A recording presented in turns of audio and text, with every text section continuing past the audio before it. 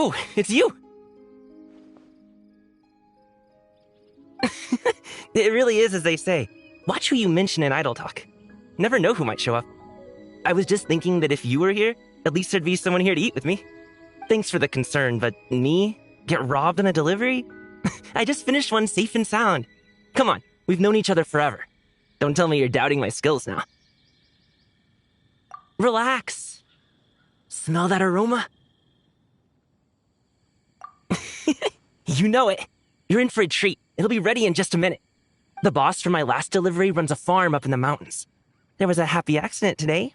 He miscounted the supplies. So, he sent me home with the extras. That fowl is really dope. It's super fresh and the meat is top shelf. There's even spring water from the mountains on our way back.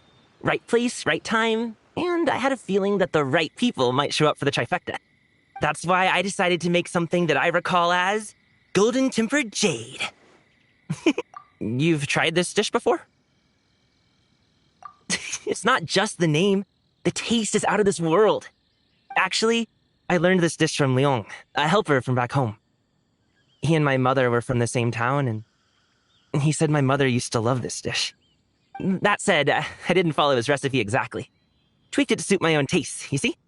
Brought the water to a boil, added a pinch of salt, then let the fresh fowl soak in it for a bit. Not for too long, though. Then I mentally recited full moon egg, crystal shrimp, and honey chasyu, fine tea, full moon, and a bountiful year too. Scooped it right out once done. I had to repeat that step 3 times before placing the fowl into mountain spring water infused with mist flowers. Hot and cold. Ooh, reminds you of a blacksmith tempering metal, huh? Yeah, I think it's a bit of a hassle too, so sometimes I get lazy and skip a few steps. But this is a special occasion. Such dope fowl can't go to waste. You'll see in a moment. Anyway, we're currently at the final trickiest step. That's when we drop the heat as low as we can go and let the fowl poach slowly. All that's left after that is to have some patience.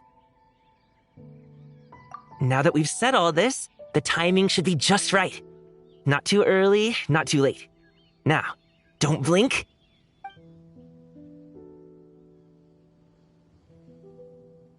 Golden tempered jade, ready to plate. See, when the surface shines like glazed glass, it means you got the heat just right. It looks amazing, and it tastes even better. Come on, try some. See if you like it. If you do, I'll make it for you again next time. I don't really bother when I'm cooking for myself, but don't worry. I always follow the steps to the letter when I'm cooking for friends.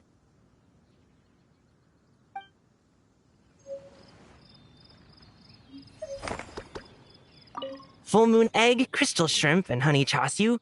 Fine tea, full moon, and a bountiful year too.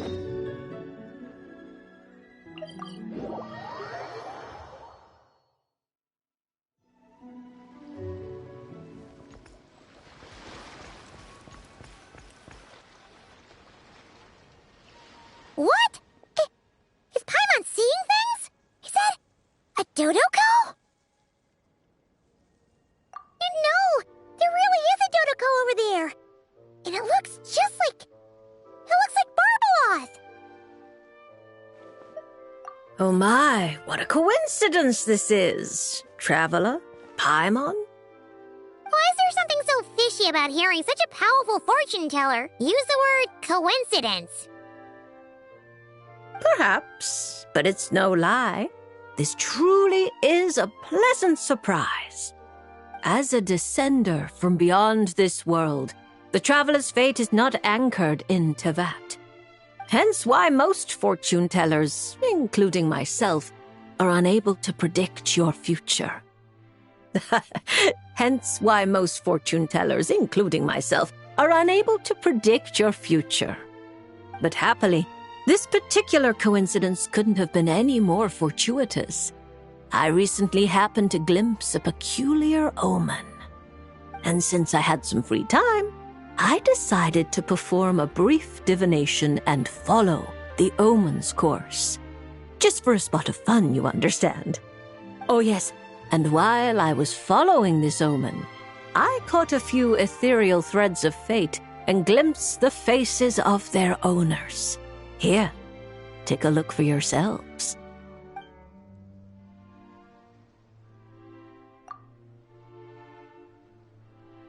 See? Didn't I tell you? Someone with so many friends was bound to recognize them all. Hi, you two. It's been a while, hasn't it? I thought I'd lend a hand with Barbie's divination. Indeed, if Alice hadn't insisted, I'd have treated these names as minor variables and discarded them from the divination. But then you would have missed out on this fun little excursion, wouldn't you? Besides, as mages, we couldn't possibly disappoint the little cuties involved in the prophecy now, could we? It's the dream of every child to receive wonderful gifts, go on grand undertakings, and watch mysterious prophecies unfold. Which is all to say, we simply had to see this one through. And there's no point arguing with Alice. Anyway, if I can gather these minor variables together, I should be able to adjust my divination. So here I am, seeking them out, and if possible, offering them a little fortune-telling. I don't have time to go around divining things like that, but I'm sure it won't be long. Is that why you've set up this stall? So you can sit and wait for them to arrive? Don't worry, I'm not just sitting around twiddling my thumbs. This Dodoko is simply a stand-in. I'm still working on my research. That's right. And I installed sensors on Barbie's Dodoko. As soon as the right person shows up, she'll receive an instant notification. And Dodoko will give a happy little wiggle to make sure our visitors are drawn on in. What are you doing back here? Take your arm off that. You'll knock my scryglass onto the floor. And hold that cup steady. I don't want you spilling hot chocolate on my manuscripts. All right, keep your hat on. Just 1 second. There you go, Barbie. This one's yours. I hardly put any sugar in it, I promise. When you say hardly any sugar, I can't help but feel like we're not speaking the same language. Back to business. After we followed up on Barbie's divination, I was hoping to gather everyone up, everyone involved, that is, and throw a huge party. I've even decided how we can send out the invitations. Don't worry, I've already picked out the most beautiful birds available. Picture it. In the dead of night, a huge, pure white bird flies through your window with a mysterious letter in its beak. Then you open it, and a whole new world appears before your eyes. Unfortunately, as I told Alice, doing that would only serve to disrupt the path of fate. Besides, dealing with such small prophecies is a real pain, so it's off the cards. Fate is such a spoilsport. Nevertheless, we can still have a party. When the time is right, I'll invite everyone myself. And as I do hate waiting for parties, Traveler, Paimon, can I leave the job of bringing your friends here to this stall to you? Then we'd be the ones disrupting the path of fate, right? Seeing as the people in the prophecy already have ties to the Traveler, In theory, their fates are already intertwined. If the traveler steps in to invite them and hurry things along, it shouldn't have too large an effect on the divination. Reliable as always. For the sake of the party, it's in your hands. I promise to save you the best seats, closest to the cake. Barbie, why are you tearing that paper apart? What are you doing? I'm using it to plug my ears. Between you and Nicole, if my head isn't hurting, then my ears are. Ugh, I miss Octavia.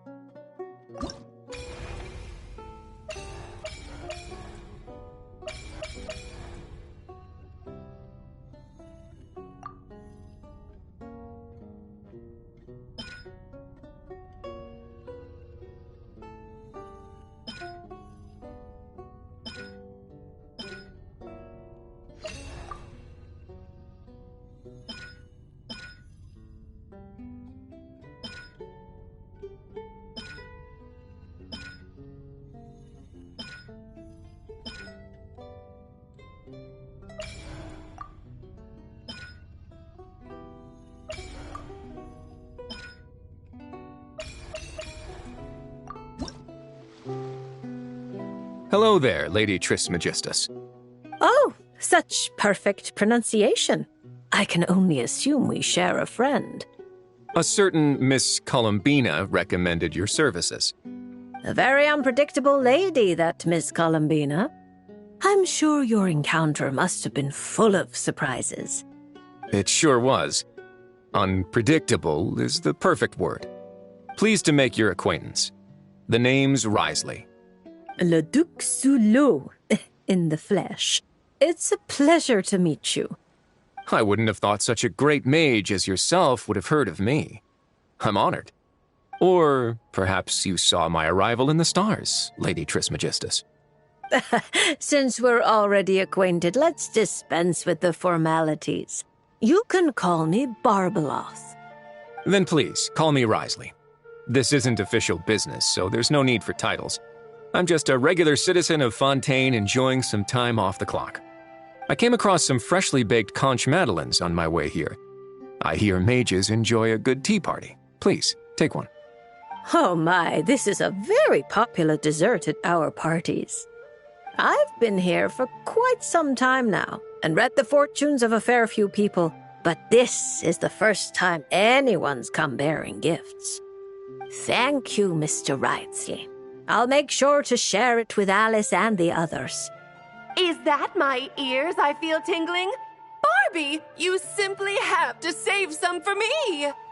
Don't let Nicole scarf the lot down before I get there. It's not like she hasn't done it before. Yes. I'll make sure she leaves some for you. Honestly, you could have timed this better. Here I am, hoping to maintain the Hexenzirkel's dignity in front of our new friend. It's quite all right. Where's the harm? Powerful people don't have to be serious all the time. Everyone's entitled to a little personality. Exactly. As a matter of fact, optimism and cheerfulness are core entry requirements of the Hexenzirkel. This is the first I've heard of it. It's a new rule I just came up with. The Hexenzirkel is supposed to bring joy to the world. It's only natural that we are cheerful and optimistic. Speaking only for myself, I support everyone enjoying life however they please. Provided no laws are broken, of course. That's a provision you might struggle to get Alice to stick to. Oh my, well, this is a concern.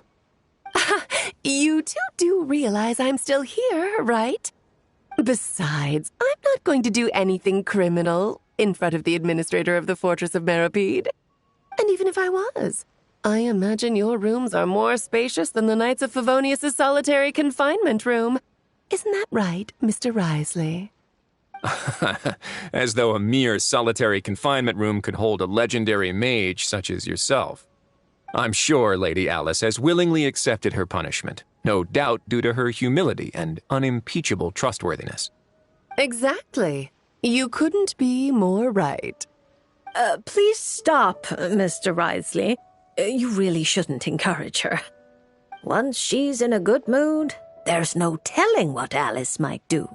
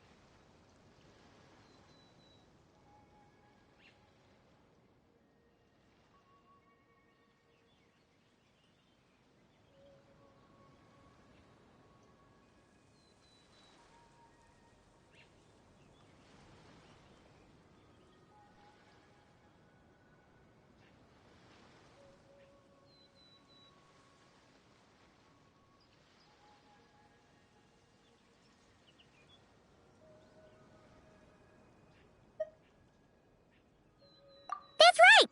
The Traveler's the honorary knight of the Knights of Favonius, you know. No talking bad about the solitary confinement room behind his back. Does that mean it's up to the honorary knight to chase down escaped mages? That would make for a wonderful show. Please be sure to invite me. You just love watching the drama unfold. Still, Paimon didn't expect you to come here by yourself, Risley. That saves us a trip underwater to fetch you. Speaking of which, it's about time we got down to business. Mr. Risley, whether out of respect for Miss Columbina or as thanks for your confectionery, please draw a lunar arcanum. Perhaps a gift from fate lies hidden within. Does that count as a prophecy? You could say that. Then no Fontanian would fail to take it seriously.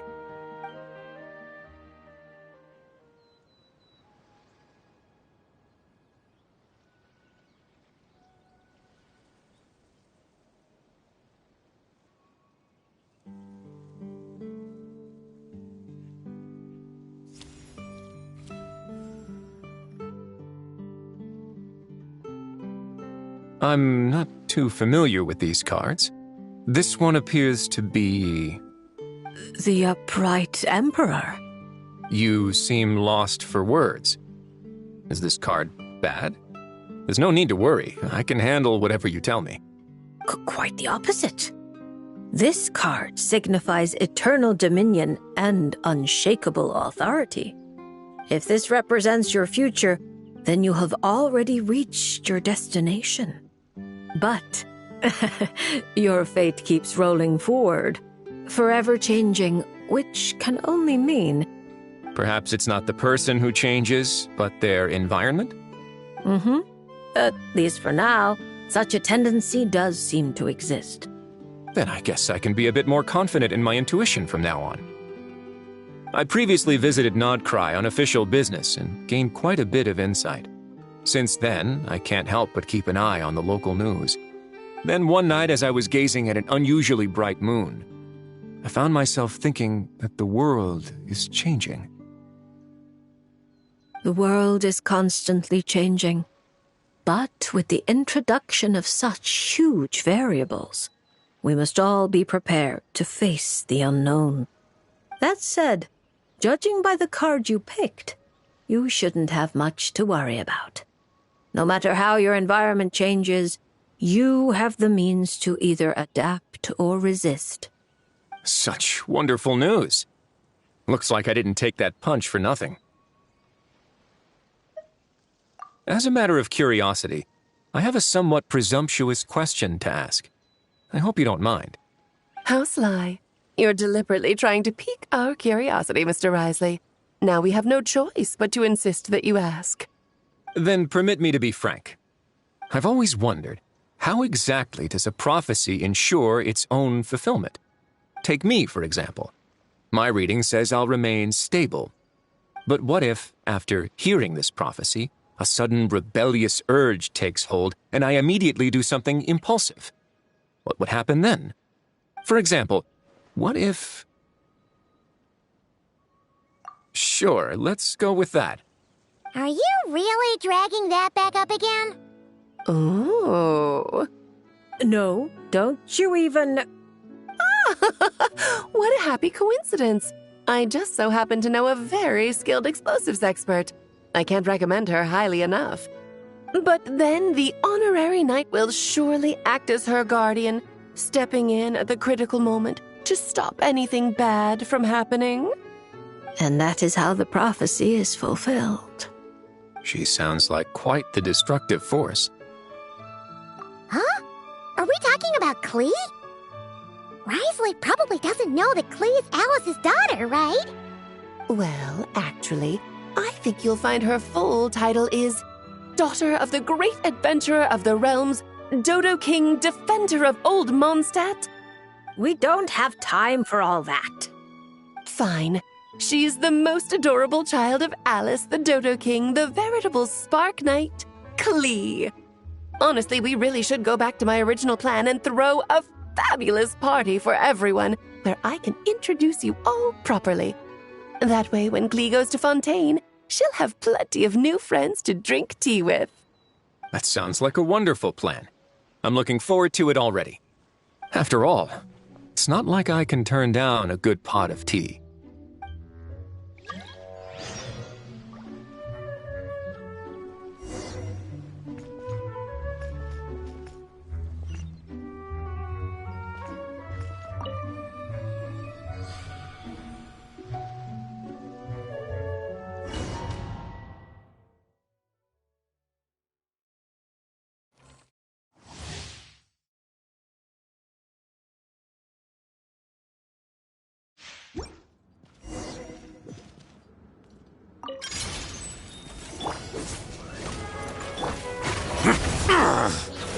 Not bad.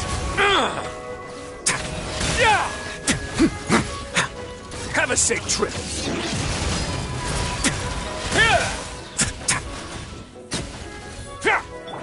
Wings of Darkness! Come, Severance! A moment, please.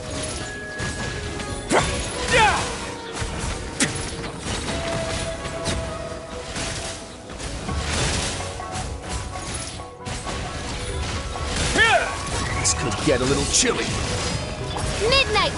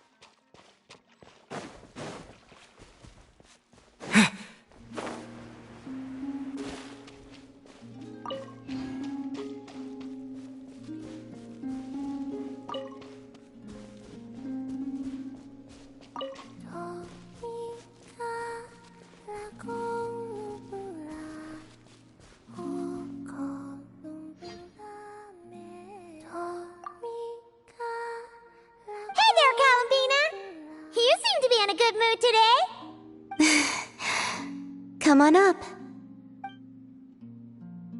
You want to play moon chess again or something? Yes. It has been a while, and I somewhat miss playing. Or, can you move multiple pieces per turn now because you're the Tri-Lune goddess? That would be cheating. Yeah, Paimon knows that. She was just kidding. Shall we begin then?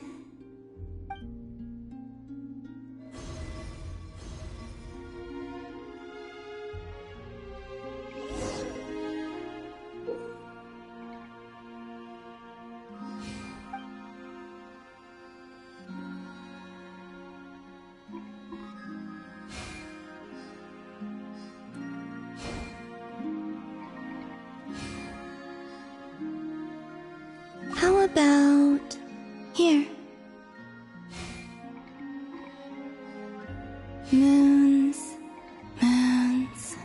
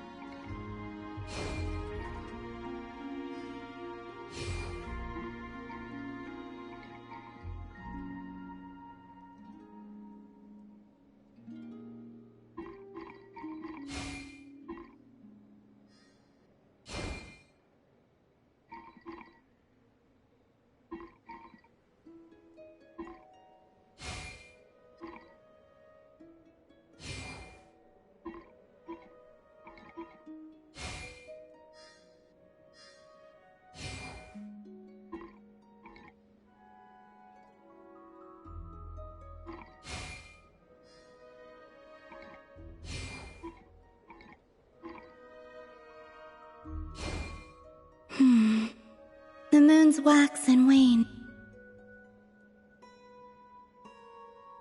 The three moons linked up in a line. Huh? Still thinking about how that last match went? Oh, no. It's just... looking back on the game now gives me a peculiar feeling. Oh yeah! Now that you had the power of 3 moons, you've become more than just something that can dominate the night sky. Yes, and I also think that the fate of the world may have been different had there not been division between the 3 moon goddesses.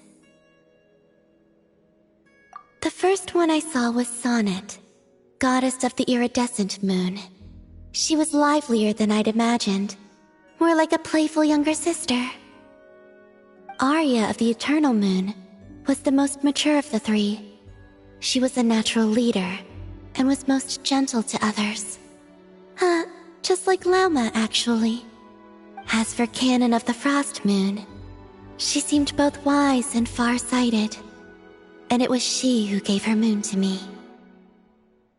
Yes, despite their differences, they loved Tevat, and they loved this home. When I spoke to them of the things to come, They all seemed relieved, glad that this world still held so rich a future. That was also why they gave me the power to return home. Huh. Paimon would love to see them and give them a real proper thank you. I would very much like that as well, but I fear it's no longer possible. Fortunately, this world continues onward, and the humans they protected have survived, and pass on their stories to this day. Exactly! As long as we live well and don't let the bad guys destroy the world, that's the best thanks we can give them! Of course! You can bet Paimon's always trying to live her best life. You too, Columbina. Eat well and sleep well every day. And come find us if you want to play games. Sure. I suspect that from now on, I shall think of those 3 gentle goddesses every time I play Moon Chess.